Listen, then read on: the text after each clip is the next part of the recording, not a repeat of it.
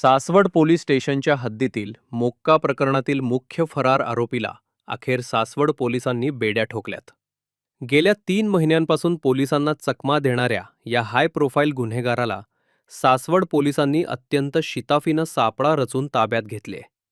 अक्षय उर्फ गोट्या संभाजी खेनट, वय 27 वर्ष, असे अटक करण्यात आलेल्या या सराईत गुन्हेगाराचं नाव आहे.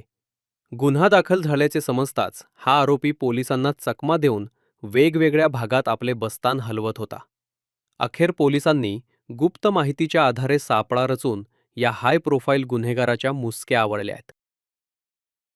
सासवड पोलीस स्टेशन येथे 8 मार्च 2026 रोजी एक 92/2026 BNS कलम 137(2) 64 पोक्सो अशा कलमांवर एक गुन्हा दाखल होता. त्यामध्ये एक आरोपी फरार होता, अक्षय उर्फ गोट्या संभाजी खेनट.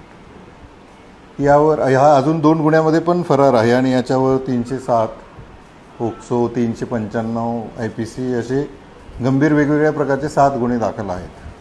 हा आरोपी जो आहे याच्यावर मोका अंतर्गत सुद्धा गुन्हे दाखल आहेत. मागील 3 महिन्यापासून हा फरार होता. काल सासवड पोलीस स्टेशनच्या टीमनी त्याला शिताफीने पकडलेला आहे आणि त्याला आज कोर्टात हजर केलं होतं. अजून 2 गुन्ह्यामध्ये पण आम्ही त्याला अटक करणार आहेत. असा गंभीर गुन्ह्यातील आरोपींवर यापुढेही आपण वेगवेगळ्या प्रकारची कारवाई करणार आहोत आणि त्याच्यावर तो कसा जास्तीत जास्त जेलमध्ये राहील या पद्धतीनं प्रतिबंधात्मक कारवाई आम्ही त्याच्यावर करणार आहोत. यातील हा जो आरोपी आहे अक्षय उर्फ गोट्या खेंगाट हा मोक्यामधील आरोपी आहे. याच्यावर पूर्वी मोका अंतर्गत गुन्हा दाखल होता. 2019 पासून हा सक्रिय आहे. याच्यावर दरोडा, 307 सारखे हाफ मर्डरचे गुन्हे, 395 अशा वेगवेगळ्या प्रकारचे गुन्हे दाखल होते आणि हा सतत कार्यरत होता. याच्यामध्ये आमच्या सासवड पोलीस स्टेशनचे PSI गोडसे यांच्याकडे हा तपास आहे.